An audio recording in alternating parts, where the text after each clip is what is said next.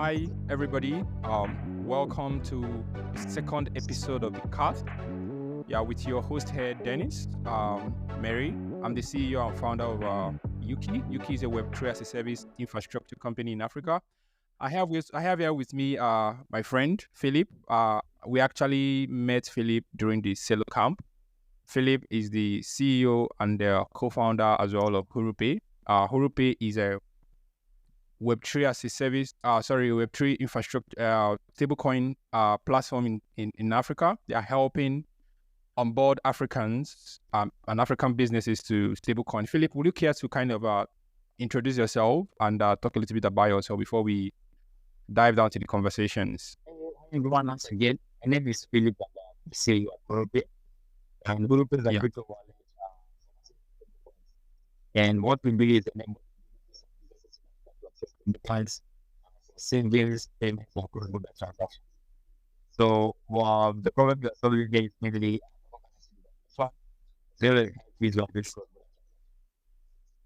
Yeah, interesting. Because can you like maybe give a little bit background about yourself? Where you were before you started doing Hurupay and the rest of that. Kind of give a context of where you're coming from and what can actually maybe probably what inspired you to start Hurupay. I think that would be a little bit interesting for our audience. So I came to one on Tuesday September college, and from I had a very big challenge of receiving my So my parents back in Kenya, they were seven. And then at the same time, the Aprils, the beginning of a very innovatively, and this was between the service ahead. So with these two programs, I embarked on a journey to them. And that's when the idea of stablecoins came about. So jumping into 2022, I did a lot of research on stablecoins. People around if they also experience the same problems. And that's when the idea of me came about. So I contacted around my co-founder James, joined me later on January 6th. So he joined me even he was in Canada, which I'm somebody across the bank. So together Yeah. we founded, and so Unipay is a crypto, and then individuals like me or migrants like people, and would send back. So that's how I ended also.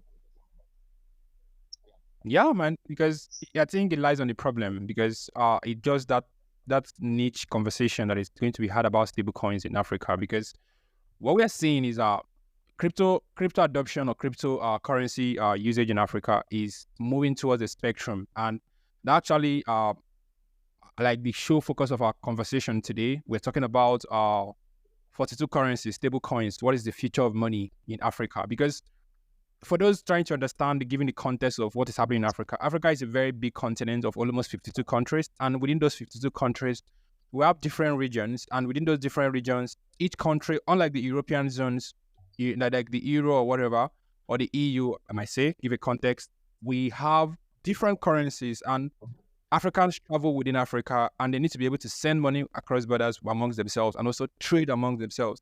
So, and imagine a continent of 52 countries with almost 42 currencies. The complexities of moving money across borders is kind of very high. And as Philip mentioned, that was like his base experience, like where he's coming from, like what his pain point was before he actually started doing Hurupay. And what we're going to be diving into today is actually discussing this pain point, discussing the trends, discussing the challenges that builders, that users on the street people is facing in Africa, transacting across borders. Because the promise of stablecoin or the promise of cryptocurrency for Africa is actually stablecoin. Stablecoin has a huge impact on what it can actually do so many Africans. So, Philip, right? I know I'm just going to go into the conversation proper because no technology or no or products, it can actually exist in the plain sight, right? There's always a need for a problem, and then there will always be a problem, and then there will always be a solution, right? So I don't know, like when you look at the economic landscape of Africa and how diverse Africa is, with different currencies we know that all these currencies have different currency regimes and they have different central banks and regulators regulating these currencies at their own different spectrum. And Africans need to transact amongst themselves. But one of the basic things we've seen, characteristics we are seeing across the conversation of these currencies is inflation and hyper devaluation. I don't know, maybe you can talk more about like the key factors that are contributing to this hyper inflation and currency instabilities in so many African countries. Because what is actually causing this problem? Because it seems like it's a problem and it's across board. Like so many countries in Africa has very massive devaluations. I don't know. Maybe you want to talk about that before we kind of and then we take it down. You take the conversation down as we chat. So the sort of from so so when it comes to finance, actually, most banks they make sort of one decisions, financial decisions. So, for example, this it's not a nice always over time this money that it's long for it's long because of too much inflation is then we also Yeah. we account finance and then the way in economies. So say for example they get more exchange the US with the US and they normally export let's say so let's say cocoa production in let's say because of well I mean they are able to export as much. So it means that the amount of dollars they bring it into the country is not the not huge. Also when you are printing dollars, let's say dollars for this money that you are printing, and that means again the currency becomes low. Right? So let's say the economy is so there's a lot of production. It means even your currency becomes Stronger. mostly Yeah. big is how will go outstrip how much the people can bring in. Or that's valid.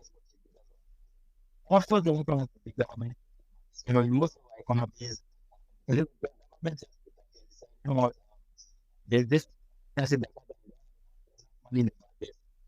We just print and it helps with it's yeah, so I think that's what's going to be this.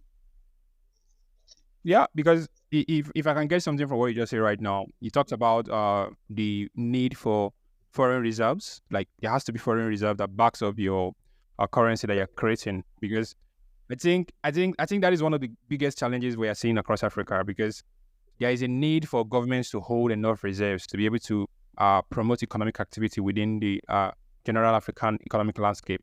Because even with amongst African countries, every trade was settled in dollars. If your mom is going to send you money from Kenya to Ghana, that money has to be exchanged for the dollar. And when it gets to Ghana, it has to be exchanged for the Ghanaian cedis. So that puts a lot of pressure on the African currencies because they don't have any value beyond the borders of the countries that issues them. Now there has to be a need for the dollar to come in, and that is and that is actually what creates a very good.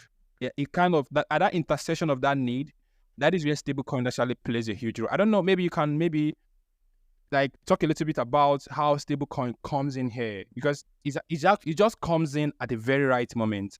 Okay, there is huge need. There is a huge continent that have different currencies, and they need to be able to convert the currencies to transact. So maybe talk a little bit about the intersection of stablecoin in all these effects activity that need to happen within African countries. Oh, sure. So I can work on stablecoins like it would be Yeah. all in what stablecoins so they and so we have different the USDT stuff. Yes, you have not that you have so on the and we have even more. Saying how stablecoins can be by the future nature. It doesn't really matter which country. We only need let's say phone, internet, and send it anywhere. So these are the things that comes about. Or for example, you are not in a lab. This thing. All you have there, it's like the arm and love the so don't the arm then you also look to get vision for dollars. On your check like this. So the simple question all you need is your maybe you need some money like your home you can deposit and get it. So from there on now this is because the borderless all you need is a sequence in a wallet address, even a phone. So that's why you can send a request for one time. You know it's even only don't need any changes in. So just like the new recent email from Philips, all you need is one email address, right? You don't need someone in between exchanging email address, you still from the email address, then go to and say that it's a change of it's not his one email address, number of last contract, and that's how they remove all the hassle. Someone really needs to still. What we need to do is we have one currency, one use coins, and when it comes to the currency, we just affect the currency. So let me give you an example. Okay. So all I need to be is what I'll repay account. Or I'm not once I deposit if I move to Kenya, I don't have to do anything. It is different. Just need now to change the question on the connection is right now. But next one comes Yeah. it's not all these forex exchanges between middlemen in between one some yes.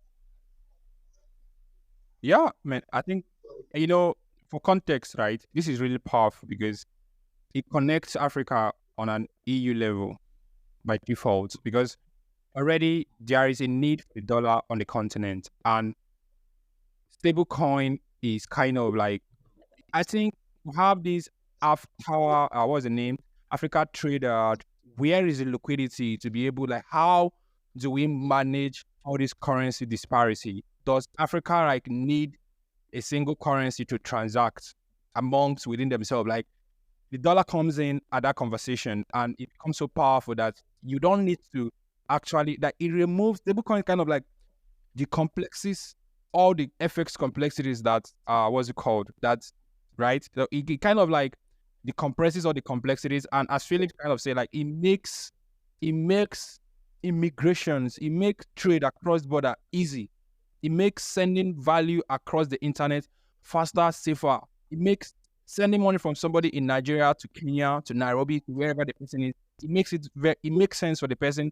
And I think I want to go down to Hurupay, right? Because I've been following you guys' story from Silo Camp to up to this moment that we're talking. We used to talk most times on WhatsApp to kind of like share conversations. Like, I want to see, like, I want to hear, like, what are the biggest things you guys are seeing in the market, right? Like, currently right now, you guys already, I think I saw on Twitter, you guys said you guys have done around $150,000 in transaction volume over the last 2 3 months, right? What are the biggest conversations you guys are having at the Hurupay, and what are the biggest use cases that are driving those volumes that you're seeing currently? Like, I want you to drive us deep down on the data level, like what is happening and what are you seeing, and what do you hope you guys are going to see as we move into 2024 and close out this year? Oh, that's a little bit different. So once again, just stable funds. So once they have this, such as West PC, then now then even with so some of the biggest things people actually using will sell money. So with the stream coins again, the nature of cryptocurrencies, the nature of blockchain connects like moon and ones. So some of the biggest activities we've seen right now, which are actually one was yes, girls is within 3 to 3 months. He's close by to that. So for example, last week they send money. So right now they're using this. We have to come with that. Sometimes we also have Nigerians who are using this send money. So another activity that still is keep your system. So like I said, then so many of African countries, we don't see calculation day out. If you look at the city, 1 year ago, big quantity with tends to $1 equated to around 7, roughly calculation. So obviously Yeah. here is when more aware more best and using group so if you don't just they can hit the money and for them they are yes. Yeah. I think you mentioned key things, right? Cross-border payments, and then you talked about inflation and people trying to save money in dollars to be able to safeguard themselves. I think it's a very unique perspective for folks in the West or people listening in from the US that don't really understand why there is so much need for USD, because already you have access to USD bank account. It's your native currency of transactions over there in the Europe. Maybe you're doing the EU area, you have the stable currency. Sorry, in Nigeria current right now, the naira appreciated against the dollar by almost, I think, almost 100% over the last 2 years. Like it is okay. Let me give you context in the dollar perspective. The naira against the dollar was there was 500 naira. And as of last year, it was 400 naira to $1. Now it's almost $1,200 to a single dollar. So that gives you the gravity of the problem. Like it gives you like the intensity. Even the Central Bank of Nigeria has over $11 billion worth of FX backlogs they need to pay out. There is no dollar anywhere. There is simply no dollar. Economies in Africa is really crumbling. Bad monetary policy, bad monetary regime is strangling all this. Like it's messing literally everything up. And you can't really tell the citizenry to just become pro currency, pro CDs, pro naira. People have to survive. People have to feed their families. People have to wake up every day, pay their school fees, and people have to get things done. And you can't keep saying, "Oh, we are pro-African. We have to." If there's an alternative, we are human beings, and that is what actually helps us evolve as a species on this planet. If there is an alternative to how can we actually make our life better? And stablecoin is providing that opportunity through Hurupay, right? People are kind of transacting, like saving in dollars, moving money across border, something that was literally not possible before, right? So yeah, man. I just want to talk about the silo factor in all this, because I know we met in silo camp and you guys are building on silo very big time. Like I just wanted to like kind of maybe shed a bit light on how silo actually helped you over time and during this journey, like the Celo blockchain and the Celo community generally, like what has been their contribution? Because I know this Celo has this mobile first approach to building solutions, and Celo has this very huge focus on Africa, right? In helping Africans, builders and founders build solutions and make the life of Africans better. So I just wanted to talk a bit about Celo and how it has actually helped you as an entrepreneur, and also your mission and value as Hurupay as well. Yeah, and so I think it was what is up with Selo last year around September. And remember we attended the holidays. It was given on the holiday for the previous part 6. And that's how we knew about Selo and how they had Selo. So joining Selo during the Selo camp this year, Selo was really present in partnership with Selo. And that helped bring the idea we had really good. So we built some series. Then I put the Selo camp sheet. How do you talk to your users? How do you think users? And how do you get users? And apart from that, the Selo blockchain. That's how locally chose to see the climate blockchain. Also, as so if you look at transactions, both of them $0.001 transact any amount on Selo blockchain. I think that's one of the lowest in the market. And it doesn't out of the amount. So development market then we have the Selo dollar. The Selo dollar like other stablecoins. So also we have more. It's already Stablecoin. for example, we have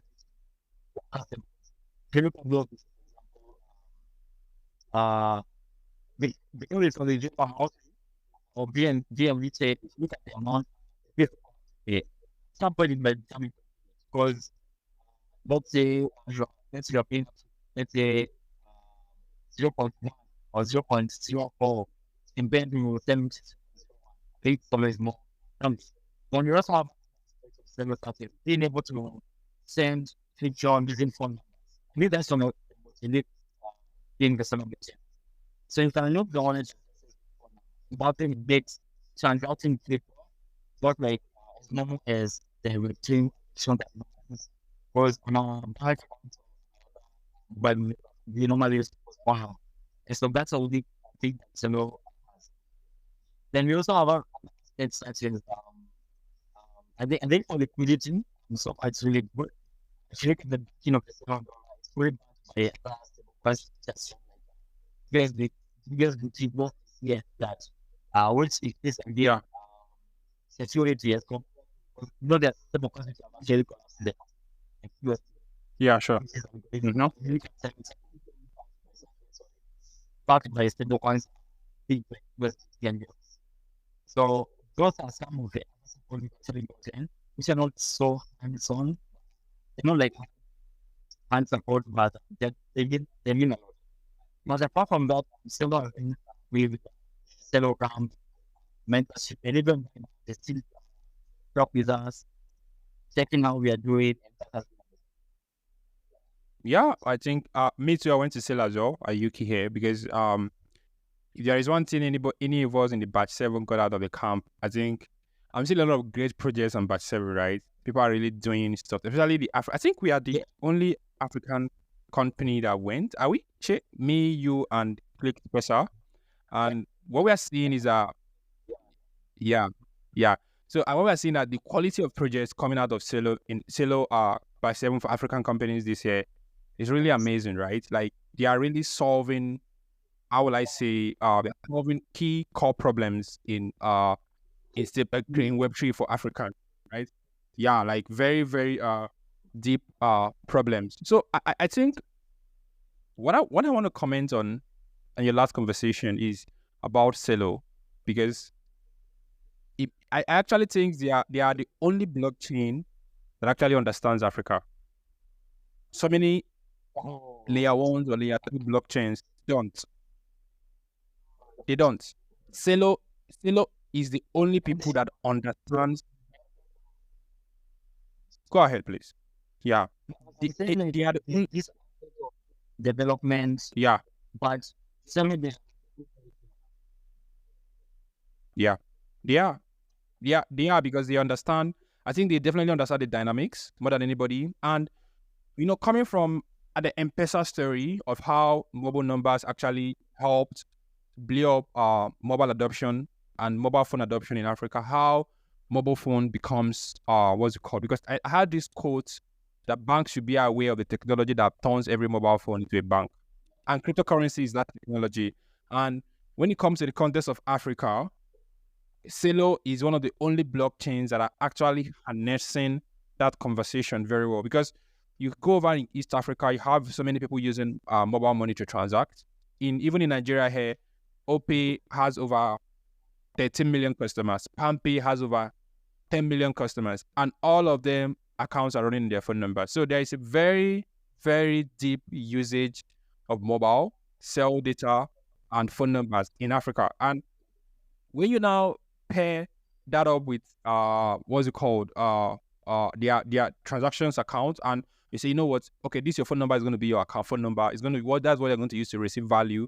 It becomes more convenient and more easy and more better and more convenient for the users. And I think more blockchains can look at what Celo do, go and study their playbook and actually see how they're actually building real impacts and innovation. I want to bring it down as we wind up to regulations, because you guys are building a very what's it called? Because when CBDCs are coming, I don't know. I'm not a big proponent of CBDCs entirely. I think it's all I'm gonna use this word. I'm gonna use this word. It's all bullshit. It's entirely bullshit. Like it's just a continuation of the old system on the blockchain, right? So anybody telling me CBDCs, private blockchains, go ahead, please. same like yes, BDC logo. And then obviously they are in control. it's more when they want. What are things? Because Yeah. I've always asked myself, what's the difference between CBC and what CBC want right now? Because CBC is like right now we have different, but at the end of it, all we are affected by inflation. At the end of it, Yeah. I bet it's then what was each country is different. You're not using CBC, right? So even Yeah. things that's changing this, it's still another hassle, right? And once the government stage means the main owner of control, it means like feels like investors will never stop happening. And because if let's say these are not going to just disappear, I mean, CBDC for me, I don't think it's the solution yet. I think CBDC is a hyper centralization tool because what CBDC does in the reality of what it is, let's call it what it is a tool of it's a tool for centralization. That is Nazi level centralization shit. Like it doesn't make sense. That is Nazi level technology. Like no matter how you want to think about it, I have strong opinions about it. Yeah, there are some good things about it, definitely, but the key objective or the end goal of CBDCs are not good. Now, you have a government that runs on banks. The government prints money, distributes it through the banking system, and the banking system gives the money, loans money, make loans, and the rest of that. Now, the central bankers are coming and say we are creating central bank digital currency. So it means that every citizen will have an account directly with the central bank because I'm talking about what we are seeing with the e-naira in Nigeria. So you have to use an app created by the central bank. So it means that instead of you transacting with the bank, they are now hyper centralizing the monetary system. It doesn't make any sense to me. And I don't want somebody checking out, maybe I bought something on Jimmy, somebody's checking my transaction data to see if I'm supporting APC, I'm supporting Tinubu, I'm supporting this candidate or something like that. I don't want that to be my story. Yeah, right. So that censorship conversation comes in here. Yeah, I think it's another episode. Maybe some other time we jump in and unpack on central bank digital currency. But anybody talking about the technology near me, I mean, I'm punching that person in the face. So I want to talk about the regulation for you guys. Like, what are you guys seeing currently? We had this conversation last week where you talked something about getting licensing and stuff like that. Like, what are you seeing in the market, like currently that is driving the conversation around regulation, and how are you guys actually? What is your approach, your strategy around that conversation when it comes to compliance and regulation for stablecoins in Africa, generally specifically? And also, what are you seeing in the market for the next year or thereabouts for compliance and regulation for stablecoins specifically? So first of all, for me, I'm seeing governments are more relaxed with the fact that any of the people. I remember this during the summit that such questions were raised, like will it be a different policies compared to what's like Bitcoin? And if you look at the general the Bitcoin, Bitcoins actually they assets that have like something. Most of the crypto tokens actually, for me, I feel like it's just a game of gamble, like getting money, get quick. They don't have any utility on them. But if you look at it, because the first reason you can share with the users and people before transact money across borders. But right now we have these currencies, which they allows them to do that. So I remember during the talk, there was a lot of, I don't know, say it was like, not, they are more reaction to the point than any other ones. And if you look at South Africa, they already put a framework in place for it. If you look at others like Kenya, I've seen a lot of Kenya how the framework in the economy. Here in Ghana as well, they actually talked to us about, but you just talked to us about the other day on the framework is being developed. Yeah. So what I'm seeing here is that I'm not sure, maybe I'm wrong. I think stablecoins, maybe they're gonna be things so fast, like the number of that's my video. But generally, for stablecoins, I'm seeing a lot of because of the use case of them. They have most use case than any other currencies you can be about. Because if you are generally big and financial tokens, and also there's the aspect that they are more risk free as compared to other assets. So if right now I send you 100 stable coins, you're assured that 3 months from now you still have if you look at other coins, let's say I sell you some Bitcoin. Today it's worth 100, tomorrow it's let's say. So that I think that makes regulators more bigger Yeah, coins. Yeah, risk free. There is a because I mean the same way you understand dollars, the same way you're gonna understand. Yeah. interesting. Yeah, but I think the conversation is actually have actually had himself because the reality of stablecoin is actually what Africa needs to scale, right? Because there is never a time, there is never a time you are going to have like it's so I have this theory that it's going to be very hard to economically organize Africa because of the diverse interests, religion, and so many things, cultures that are within this continent. I might be wrong, but I think stablecoins gives us the opportunity as builders and entrepreneurs to really organize Africa technologically wise and the rest of that faster than how many years it's going to take the government to debate, legislate among themselves to organize Africa economically. And stablecoins is bringing that possibility. And when it comes to regulation, I think the government really have why they properly have a say around it. I think it's actually a good thing for them because it eases pressure on them when it comes to provision of FX, right? It reduces a lot of frictions on them as well. So, but there's a conversation to be had about that. But for what we are seeing and what Philip said, I think some things are opening up bit by bit across the conversation. So, Philip, I think I want to round it up right here and then talk about there's a question I might ask every guest that comes on this show. We asked, what are the biggest opportunities in Web3 and also in stablecoin uh, for you? Like, what are you seeing are going to be the biggest opportunities for Web3 in Africa over the next 5 to 10 years? So we like to have this like long-term view for every guest to bring on. Like, what are you seeing is going to happen over the next 5 to 10 years for stablecoin, Web3, and Africa generally? See, the first one I did that is I'm just gonna create some of the law we had mobile money revolution.